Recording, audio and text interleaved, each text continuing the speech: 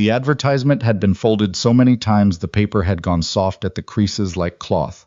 That was what Winifred Mackay noticed first, not the words which she had memorized by the third reading, but the way the paper felt between her fingers, like something handled by someone who didn't know what to do with it either.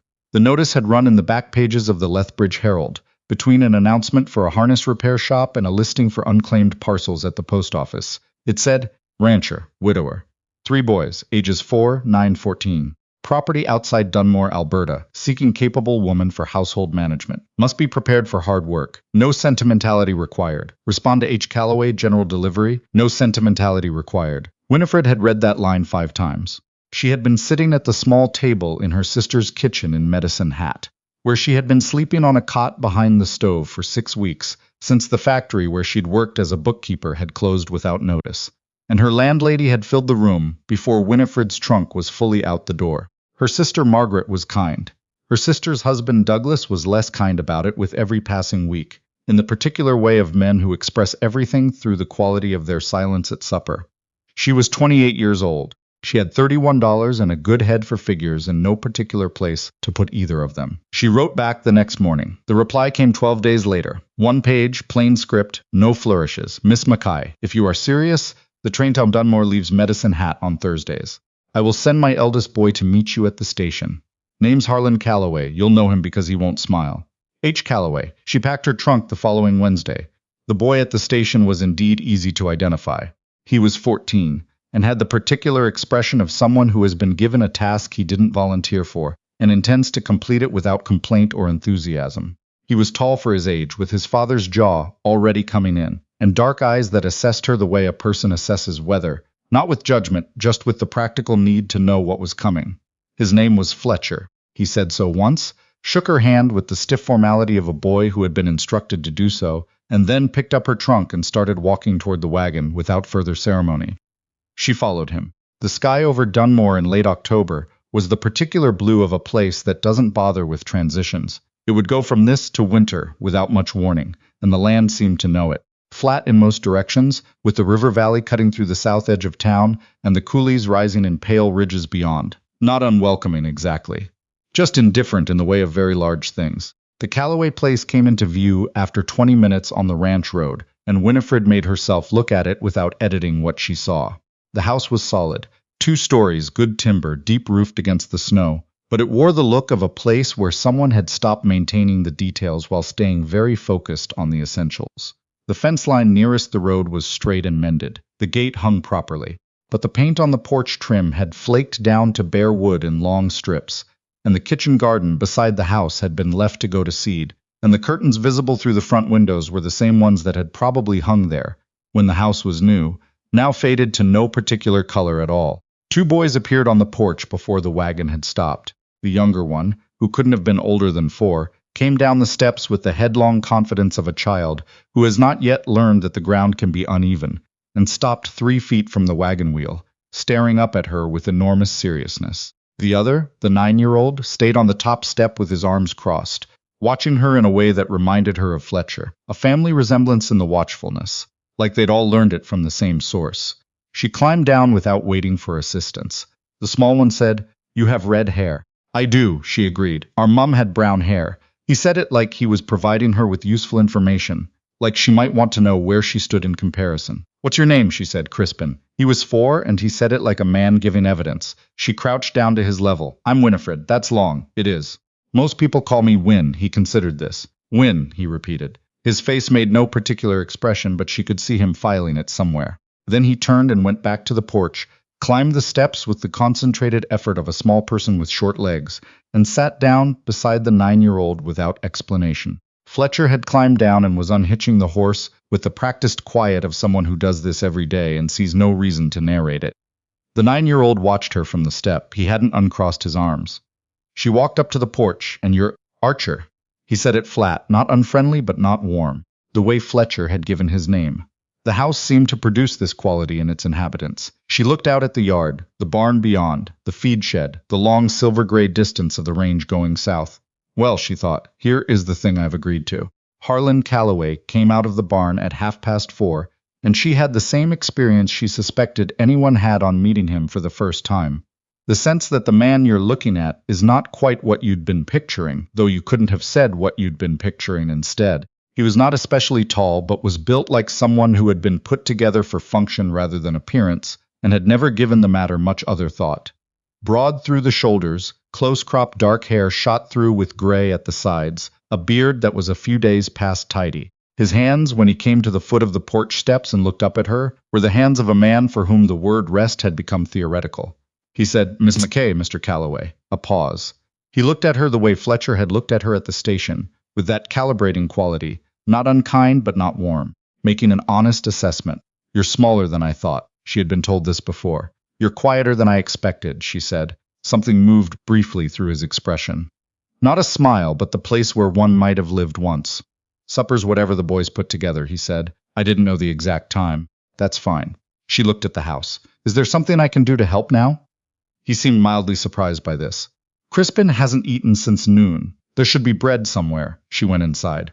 The kitchen was the first thing she inventoried, because that was her nature. She did it the way she did everything, methodically, without announcing she was doing it. The bread was where he'd said, under a cloth on the counter. The stove was well maintained, which told her something.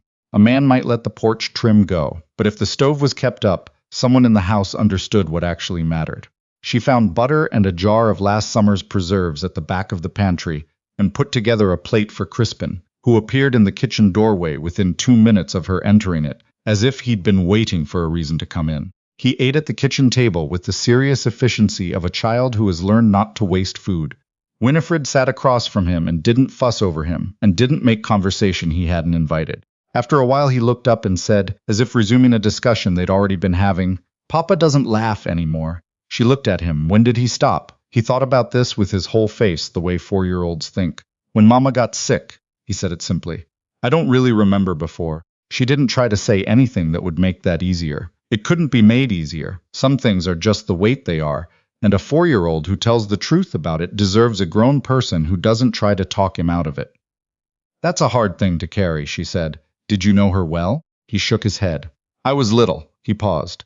"Archer says she smelled like flower and lavender." He said it carefully, like repeating something he'd been given to keep. She looked at the small, serious face across the table, and held very still, and felt the weight of that sentence settle in the kitchen like weather. She was given a room off the back hallway, small and cold, but with a window that looked east, which meant she would have morning light. The bed had a quilt on it that was clearly handmade, the stitching uneven in a way that meant it had been made by someone learning, not someone expert. And Winifred looked at it for a moment before she understood. One of the boys had made it, or tried to. She didn't ask which one. She set her trunk at the foot of the bed, and sat on the edge of the mattress and looked at the window in the dark outside it and thought, plainly and without drama, "This is what I have chosen." Then she got up and went to help with supper.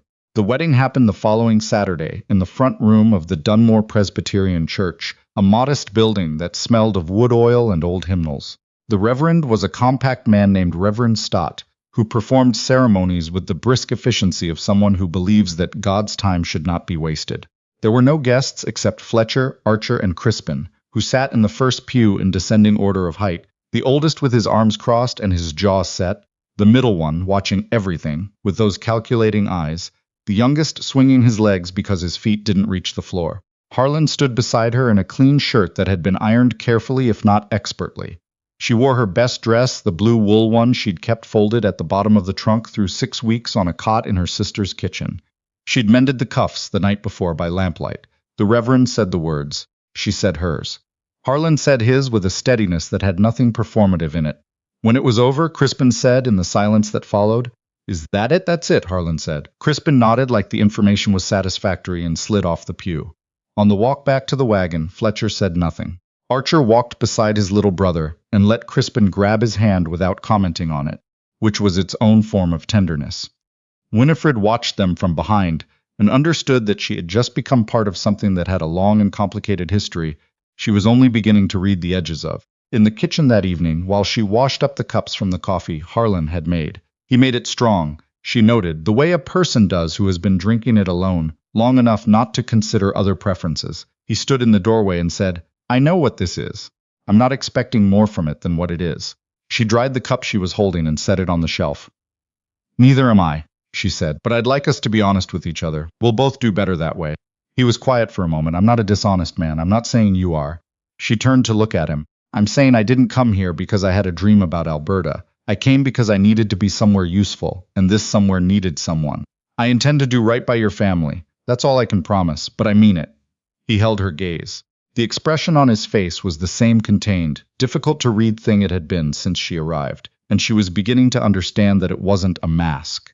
It was simply the face of a man who had stopped spending energy on surfaces a long time ago and didn't know quite how to start again. It's worth something, he said finally. Then he pushed off the doorframe and went upstairs, and she heard his boots on the steps, and then nothing but the wind finding the gaps in the window frames. She stood in the kitchen for a moment, alone in a house that was now, in some technical sense, hers. She felt the size of what she'd stepped into pressing in from all directions. Not despair, not hope exactly. The thing that lives in the territory between them, which is where most real decisions have to be made. She picked up another cup and finished the washing. By the end of the first week, she understood the shape of the problem, and the problem had a shape she recognized. It was the shape of a household that had been running on obligation and sheer stubbornness for long enough that nobody inside it could see the edges of it anymore. The pantry told the clearest story. She didn't say anything for 3 days. She reorganized, counted, made notes in the small pocketbook she'd brought from Medicine Hat. By the 4th day, she had a clear picture. They were light on flour for winter, light on salt and preserved meat, and the root cellar had potatoes but not enough of them, and half of what was there had begun to go soft. Someone, she suspected Fletcher, from the careful way he'd stacked what was left, had arranged things to look more plentiful than they were. She sat with the numbers at the kitchen table that night, after the boys were in bed, using the stub of a pencil. Then she sat with what the numbers said.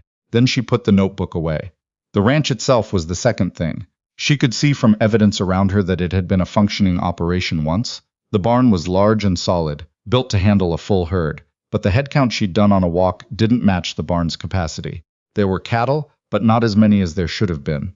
The fencing on the south pasture needed work. The equipment in the shed was maintained but tired. And Harlan was up at 4:30 every morning and in the barn by 5, and came in for meals and went back out. And she did not once see him stop for something that wasn't work. Fletcher ran beside his father with a competence that was, when she let herself think about it clearly, remarkable and quietly devastating. A 14-year-old doing the work of a hired man, and doing it well enough that nobody had apparently thought to say out loud that this was not what a 14-year-old should be doing. Archer moved through his chores in the morning with the wordless efficiency of someone who has stopped expecting to be noticed. He was 9, and Winifred suspected he had been 9 in terms of emotional age for considerably longer than a year. Crispin was the exception. Crispin appeared at her elbow at intervals throughout the day to provide information she hadn't requested.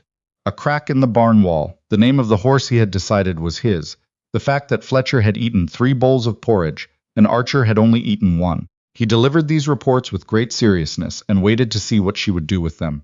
What she noticed underneath all of it was the quiet, not the quiet of work. There was plenty of that, and it was fine. The other kind.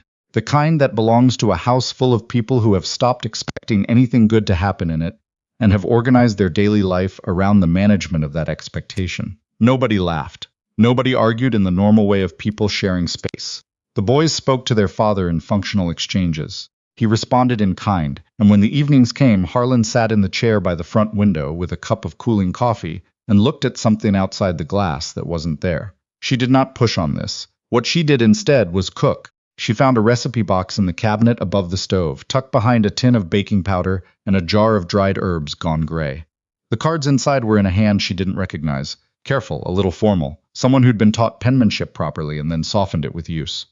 A woman's hand. She recognized it for what it was immediately, and she sat with the box for a long moment at the kitchen table without opening it further.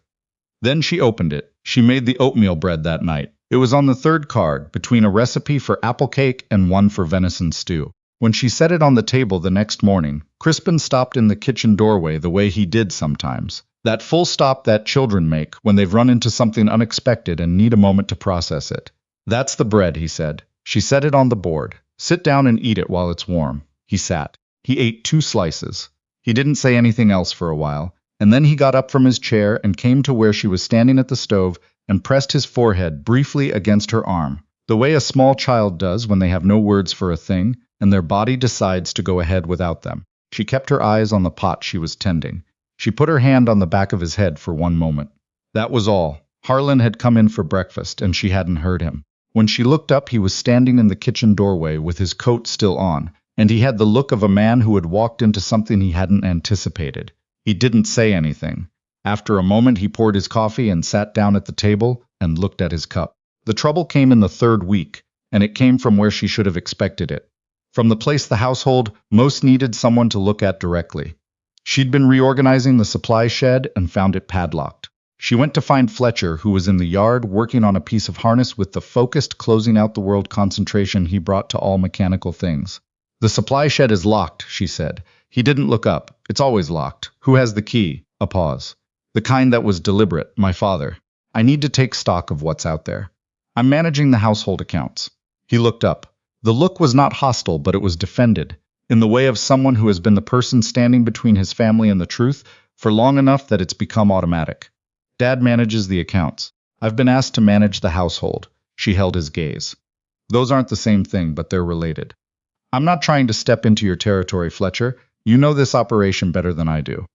I've done an inventory of the kitchen and pantry. I'd like to go over it with you and see where I've got the numbers wrong. He blinked. She could see him recalibrating. With me, he said, you've been running the practical side of this place. I need someone who knows where things stand, and that's you, not me. He was quiet for a moment. Then he set the harness down. Come on then, he said.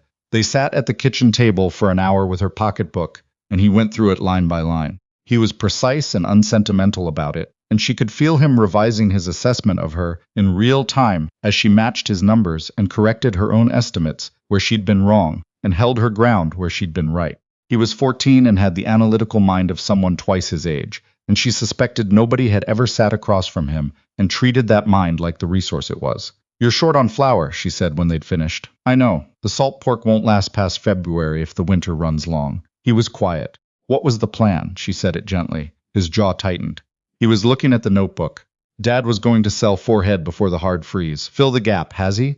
The silence lasted long enough to be its own answer. What's stopping him? Crispin appeared in the kitchen doorway, took in the two of them at the table, and silently withdrew, which was, she thought, an unusually tactical piece of social awareness for a 4-year-old. Fletcher turned the pencil in his fingers. He doesn't sell if he can help it. Every head he sells is one less thing he's built toward. He thinks of it as... He stopped. As giving up, she finished quietly. He nodded once. She closed the notebook. I'll talk to him. Fletcher's head came up. I wouldn't. I know you wouldn't. She said it without hardness. But I'm not you. He watched her go with the expression of someone watching a situation they've managed carefully for a long time begin to move in a direction they can't predict. She found Harlan at the south fence line, alone in the gray November light, resetting a post that had heaved with the last frost. He was working a mallet with the rhythm of a man who needs to be hitting something. She walked up beside him and waited until he paused, breathing hard, leaning on the handle. We're short on provisions for winter, she said. He looked at her. I'm handling it.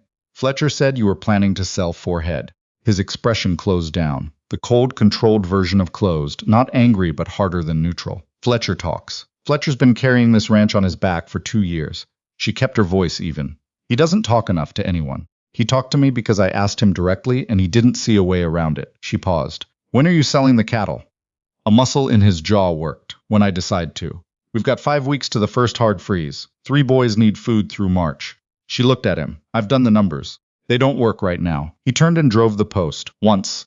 Twice. The sound went flat across the frozen ground. She stood there and didn't leave. After the 3rd strike, he stopped. His shoulders were heaving slightly. He didn't turn around. 4 head, he said to the post. I'll go Thursday. She let the silence have a moment. Thank you, she said. She walked back to the house. Behind her, she heard the mallet strike once more. Just one strike, different in quality from the others. The difference between a man hitting something because he is angry and a man completing a task. She had come to understand that this was where everything important lived. December arrived the way December arrives in Alberta, without apology or transition, as if it had been there all along and the rest of the year had simply been a courtesy. The snow came serious, the kind that meant business and stayed. The morning and evening routines stretched to accommodate the cold and what the cold demanded, and Winifred put herself in the rotation without asking. She appeared in the barn at 5:30 on the first Thursday of December with her coat and her work gloves, and Fletcher looked at her with visible surprise and then after a moment moved over to make room. You don't have to, he said. I know, she said, and started on the nearest stall. After that he didn't mention it. After 3 days, it was simply what happened. The explosion, when it came, started with a broken water line and ended with something that had been sealed for 2 years finally coming open.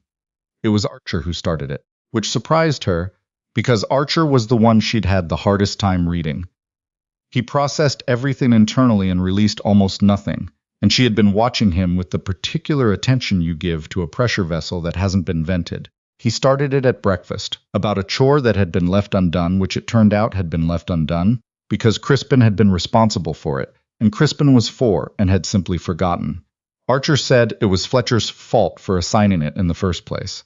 Fletcher said it was no one's fault. Archer said that was the problem, that in this house everything was always no one's fault, and then they all just ate around it and pretended it hadn't happened. Nobody does anything right, he said, and the heat in it was years old, not this morning's. Archer, Fletcher's voice, low warning. I'm not wrong. Archer pushed back from the table. Everyone just sits here every single morning being, and the word he couldn't find seemed to be fine, because that was the word he reached for with his face, even if it didn't come out of his mouth. And what came out instead was, we're not fine. We haven't been fine since Mama. The kitchen went still. Crispin had put his spoon down and was watching his brother with enormous careful eyes. Fletcher was looking at the table. Harlan had not moved, but the quality of his stillness had changed. Archer stood in the middle of the kitchen, breathing hard, 9 years old and furious and heartbroken, and not knowing where to put either, which was the worst of it. Everything he'd kept behind the sealed place, all of it out in the room now where everyone could see it. Winifred said, "Sit down, Archer." His eyes came to her. There was challenge in them. "Not because you're wrong," she said. "Sit down because this conversation deserves to happen properly. Not standing in the middle of the kitchen with your coat half on. 2 beats." He sat. She looked around the table. At Harlan, who had gone the flat, controlled blank that she'd learned was his furthest retreat. At Fletcher, with his jaw tight. At Crispin, holding his spoon in both hands. "Archer is right," she said, "and everyone at this table knows it." She let that sit. "I'm not saying it to cause pain. I'm saying it because this family has been keeping everything behind the walls for long enough that the walls have become the whole shape of the house." She found the words carefully. "You can survive in those walls. People do, but you can't actually live there." Harlan looked at her. "What would you have us do?" It wasn't quite a question. "Talk about her," she said. "About what she was like. About what's been hard. About what you miss." She looked at Crispin. Crispin was 4 when he lost her. He's been carrying a second-hand version of her because no one talks about the real one. A different kind of silence settled, denser than the one before. Then Fletcher said very quietly to the table, "I keep forgetting what she sounded like, her voice. I can remember things she said, but I can't hear her saying them anymore." He stopped. "I know how she laughed. I can see it, but I can't." He didn't finish it. He didn't need to. Archer's jaw worked. He was looking at his brother, and something in his face had stopped being controlled and become simply his face, the one underneath, and it was 9 years old and it was very tired. Harlan made a sound. One sound, brief, and he cut it off with the specific effort of a man who has been cutting that sound off for 2 years. His hand went flat on the table. She didn't speak again. She had said what needed saying, and now the thing needed its own time, and it was not hers to manage. She got up quietly and put more wood in the stove and refilled the coffee and stayed in the kitchen, present but out of the way, while the Calloway family did the thing they hadn't done since the funeral. It didn't go smoothly. It wasn't supposed to.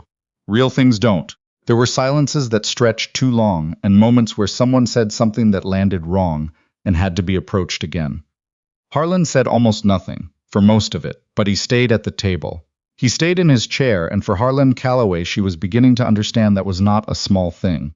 At some point, without any announcement, his hand moved to Crispin's back and rested there, and Crispin leaned sideways into it without looking up from the table, with the complete unself-conscious trust of a small child who has just been given back something he hadn't known he was missing. When it was over, not resolved, because these things don't resolve, they only open and breathe and begin.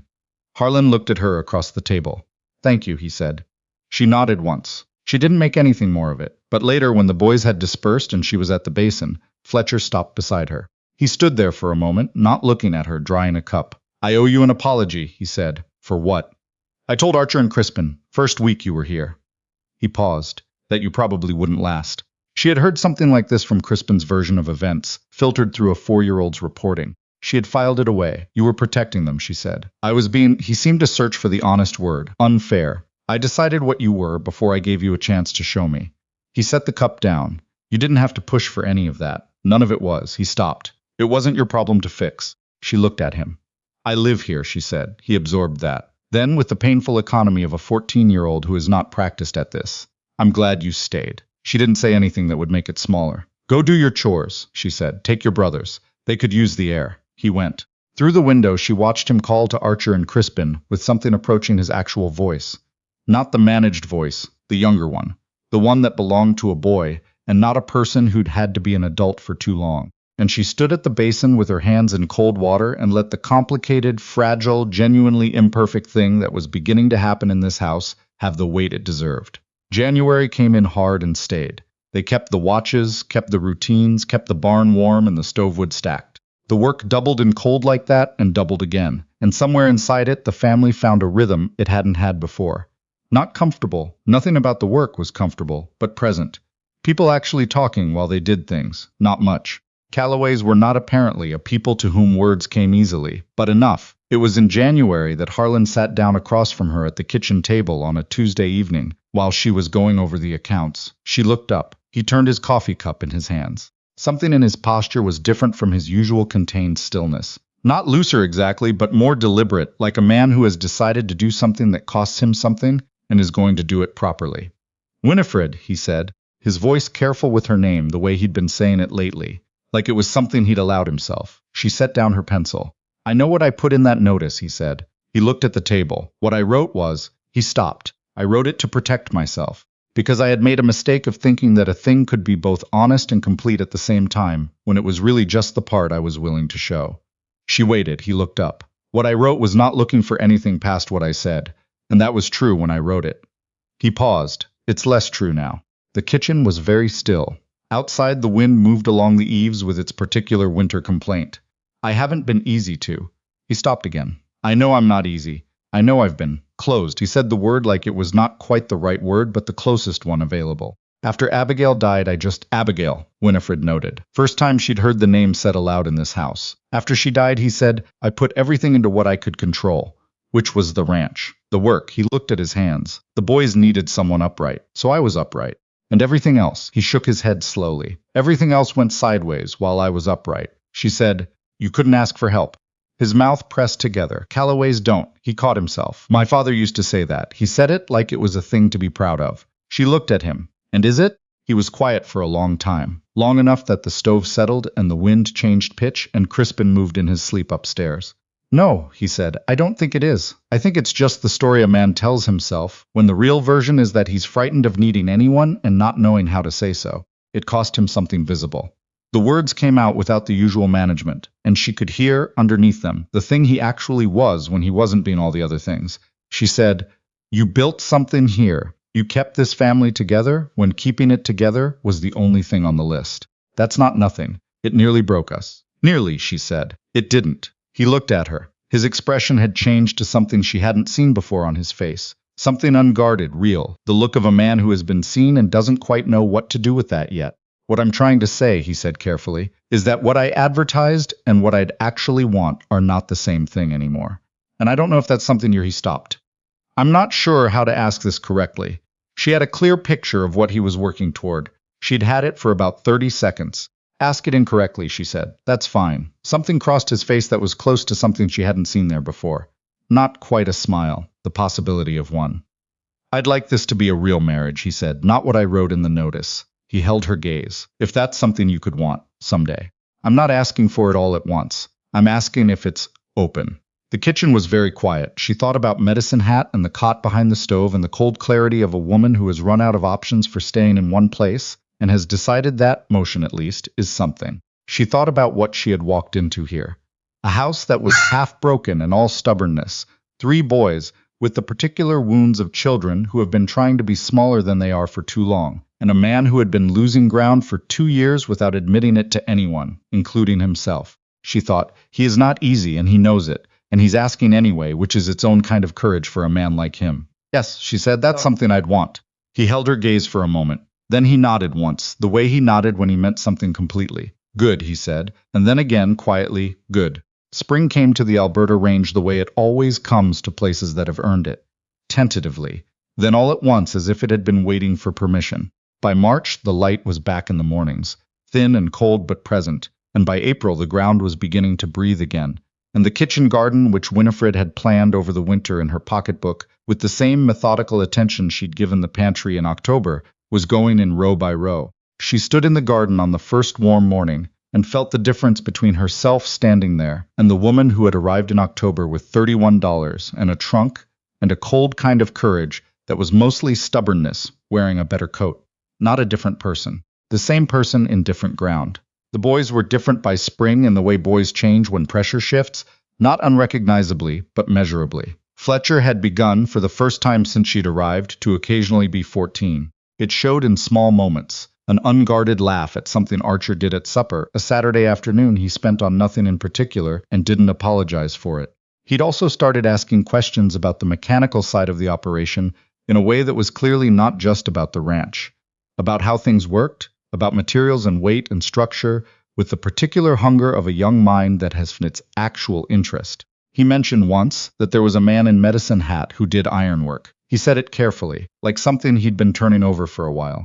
"You should write to him," Winifred said. Fletcher looked at his hands. "These are ranch hands. They're also good hands for that kind of work." She said it plainly. "The ranch isn't going anywhere. You have time to find out what else is in you." He looked at his hands a moment longer. Then he nodded slowly. The way she'd learned meant he was going to do something once he'd finished thinking it through. Archer stopped sealing himself off all the way. He was still private by nature, and probably always would be, and she respected that, didn't push at it. But the sealed quality had softened.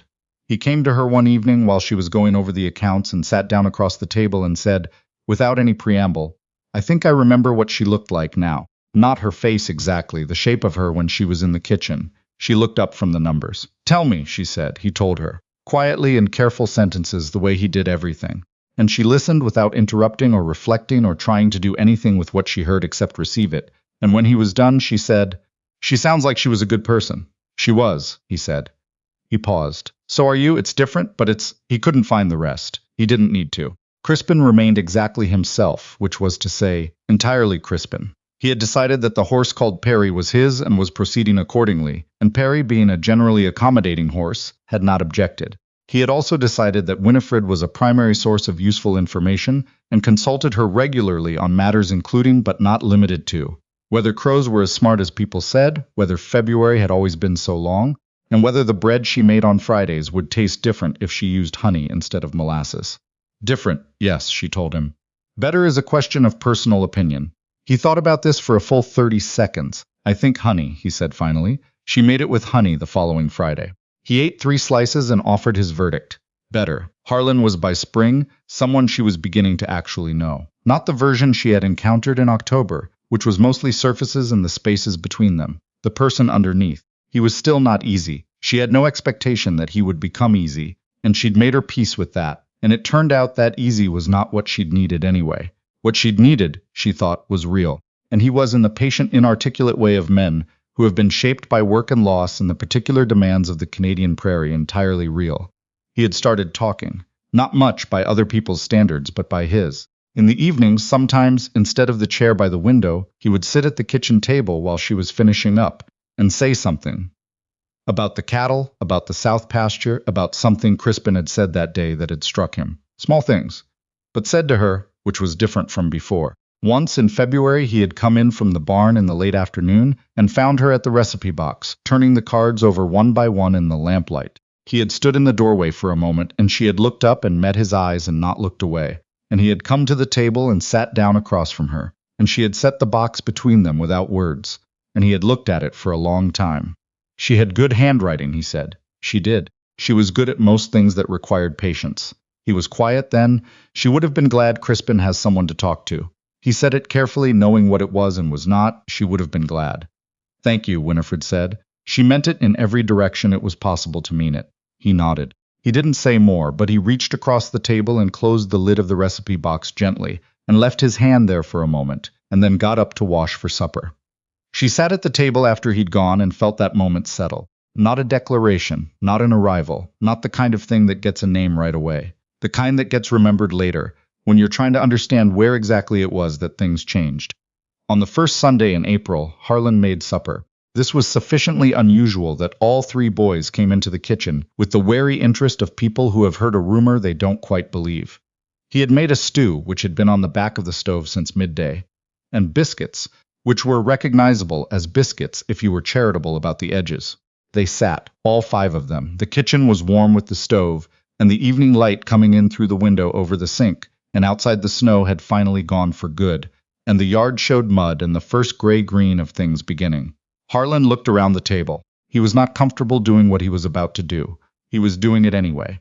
"I want to say something," he said. The boys looked at him. Crispin stopped kicking the table leg. "This winter was." He paused, gathered himself in the way of a man who is going to say something honestly, and knows that honest is harder than it sounds. "I did not handle things well after your mother died. I handled the ranch. I handled the work." He looked at the table, then made himself look up, at Fletcher, at Archer, at Crispin in turn. "I did not handle the rest of it. And the rest of it mattered, and you all carried things you shouldn't have had to carry, and I was—" He stopped. "I'm still learning the full size of that." The kitchen was very still. "Fletcher," he said, "you held this place together. I know what that cost you. I know it better now than I did a year ago." He held his oldest son's gaze. "I see it." Fletcher's jaw worked. He nodded once tight. "Archer, I owe you more talking than I gave you. Your mother deserved to be talked about. So do you." He paused. "I'm going to be better at that." Archer looked at his father for a long moment. Something in his face moved, a shift below the surface. He pressed his mouth together and looked at the table, which was more emotion than she'd seen from him in 5 months, and it was real. And Crispin. Harlan's voice had changed slightly, just at the edge. "You three?" He stopped. "I'm going to do better. That's what I can promise you." Crispin looked at his father across the table. Then he said, "Okay, Papa. I know, 2 words." Said with the complete matter-of-fact equanimity of a 4-year-old who has decided to accept an apology at face value and see no reason to make it complicated. Because it wasn't complicated to Crispin. His father had said a thing and now they could have supper. Fletcher made a sound, then Archer, and then the kitchen broke into the slightly breathless, half-embarrassed laughter of a family that is laughing because the alternative is something messier. And the two are honestly very close together. Harlan served the stew. It was the best meal they'd had since October. Not because the biscuits were good, they were not quite, but because of what had been said in the room before they started eating. Afterward, when the boys had gone and she was at the basin, Harlan stayed at the table. His hands were around his cup. He looked at the table, then at her. "I have something to say to you as well," he said. She dried her hands and turned around. "You came here in October," he said, "and I gave you very little. Not enough welcome, not enough ease. I told myself it was what you'd agreed to." He paused. It was still not enough. She looked at him. "You paid attention to this family when I was not paying attention to it." Said it plainly, without decoration. "Not because anyone asked you. Not because you had to. You just did it a long moment." "I know what I am," he said. "I know I'm not easy, but I am." He stopped, found the words. "I'm grateful. And I'm glad I wrote that notice, and I'm glad you answered it." She crossed her arms, not defensively, more the way a person does when they're trying to hold something carefully. "You weren't looking for any of this when you wrote it," she said. "No." His eyes were steady on hers. "I wasn't. I am now." The stove ticked. Outside, the April evening was long and pale, and the first stars were coming in over the range. And from somewhere down past the barn there was the sound of Crispin having a last conversation with Perry before being called in for bed. His voice carrying in the clear air, rising and falling with the enthusiastic monologue of a boy explaining something to a horse who is listening, he maintained very attentively. "What are you now?" she said, quietly. He was quiet too. The unhurried quiet of a man taking the question seriously. "Glad," he said, "and hopeful. Those are new." She let that settle. Then he pushed back from the table and went to the door to call Crispin in. And she heard Crispin's protest and Harlan's low, even voice handling it with more patience than he'd had in October. And then the sound of small boots on the step, and Crispin arriving in the kitchen with hay in his hair and mud on his knees, and a large and entirely unnecessary amount of news about what Perry had done that afternoon. She stood in the kitchen and listened to the house that was full and warm and imperfect and real, and felt the strange, durable weight of it. Not because the hard parts were behind them, they weren't, and she knew enough by now to know they wouldn't be. Because that was not how ranches worked, or how families worked, or how anything worth keeping actually worked. But because somewhere between October and April, between a soft-folded newspaper notice and a kitchen stove, and a recipe box, and 100 small true things said and unsaid, she had stopped being a woman passing through a hard season and had become, without announcement or ceremony, the kind of person who belongs somewhere. She belonged here, in this house with these people, in this particular difficult, beautiful piece of the Alberta range. She hadn't found it ready-made. She'd built it, in the gaps between people, in the space that opens when someone tells the truth and stays anyway. She had stayed, and they had stayed with her. That was enough. It was in fact everything.